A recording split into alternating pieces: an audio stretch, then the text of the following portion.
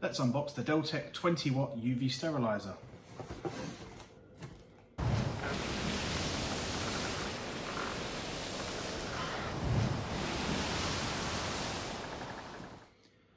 Hi guys, thanks for joining me. Just a quick video on this professional UVC water steriliser from Deltec. It's the 20 watt version that I'm going to be installing onto a Red Sea Reefer 425 XL. Not opened it yet, so this is the first look. So I was going to open that and show you the contents that you get inside the box and some initial first thoughts. So here we go. Wow, so the unit itself is nice and large, which means we're going to get a decent bulb size and rate. There's a little instruction manual there. The main body itself, which is really tough plastic, black plastic as well, which means there's no leakage. There's a couple of spaces there to mount it in the sump with some screws. Yeah, that's a big old unit. Obviously it's then got some sort of sleeve in there ready for the bulb to go in.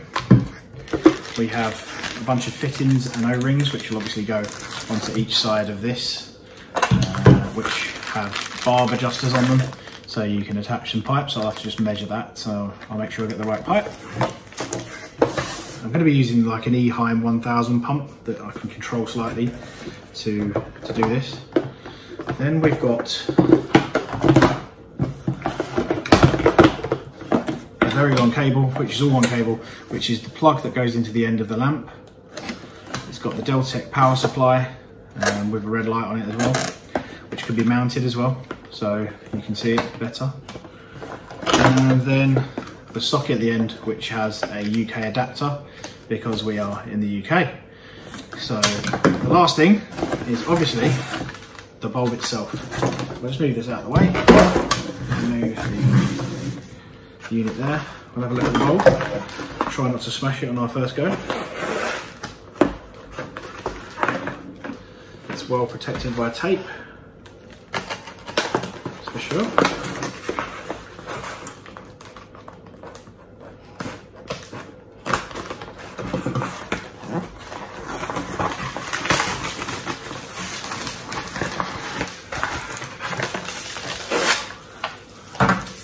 Definitely well protected. So we've got in here the quartz sleeve and the bulb. So for obvious reasons, in here that's a glass quartz sleeve. So this is the thing that protects the bulb, the salt water from the bulb, but obviously needs to be clean because that's how the bacteria or the organisms that get affected by the bulb receive the power. And then if I just open that so you can have a look at the bulb itself. Nice bulb, always check that all of the filaments look like they're in place, which this one does. I'll check it at the other end as well. There's where the plug goes, as you can tell. So, there we are. There's the bulb itself. So the bulb will go inside the quartz sleeve, which will go inside the bigger tube, and then the connectors will go on there. So pretty straightforward really. Definitely worth reading the instructions anyway. But initial first thoughts are build quality is good. Size is large but not too long. So as long as I've got room.